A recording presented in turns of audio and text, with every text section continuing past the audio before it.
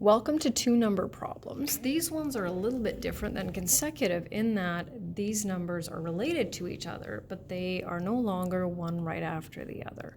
So you'll also see once again how important those let statements are. So I'm going to give you a hint in this lesson that is going to help us for the next three types as well.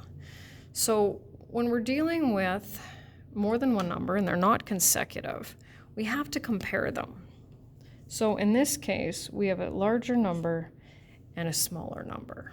And so the way that this works is because the larger is being compared to the smaller one is what's going to be our n. And we're always going to have one number that's going to be just n. Okay, so I've got a little hint over here. It says the last one mentioned is n. So then we'll go back to the problem and it says the larger of two numbers, that's two numbers, is 4 more than the smaller. Well, what's 4 more than this one? N plus 4. And that's the larger number. And then it says their sum is 22. So we add the smaller plus the larger, and we get 22. 2n plus 4. And remember, the number of steps that you show is entirely up to you. Okay, so now you get 1 mark for the let statement, 2nd mark for translating the sentence, 3rd for solving. Okay, and now we said n is equal to 9, and 9 is the smaller number. So it says, what are the numbers?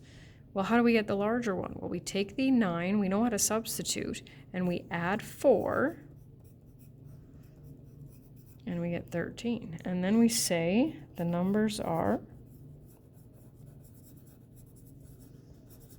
9 and 13. And it doesn't take long to check that 9 plus 13, first of all, gives us 22, which it does. And then the 4th mark is the combination of that one. And our second example, now I can't fit it all in here, but I guess I'll have to slide around a little bit. So this time, instead of a smaller and a larger, it says that the second is blah, blah, blah, blah, blah, which we'll get to, the first. So if we're comparing the second to the first, which one will be n? Well, what's the last one that's mentioned? The first. So we say let n equal the first number. And then we know that something else, another expression, will be the second number. And so it says that it's 3 less than twice the first. And while you're working on these, you're going to have to figure out if it helps to highlight. And like I've said before, read and reread. So that less than, that's the one where we have to reverse the order, right? So 3 less than twice the first. Uh-oh. Okay. And now we've got one of those, and we're going to translate it word for word, left to right. Okay, one word at a time. So if 5 times, I'm going to go over here so we can see the rest of it. There we go. If 5 times, now it says times the first number, and I can see the first number is n, so I don't need a set of brackets. I can put it in there, but eventually I'll have to write it like that. And twice the second number equals 48. Right? Well, we can solve that. 5n plus 4n minus 6 equals 48.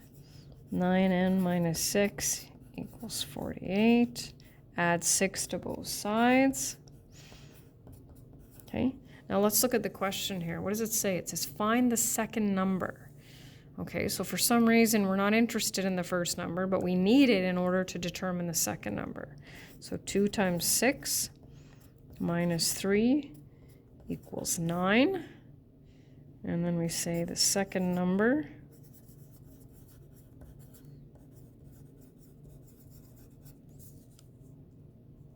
is 9.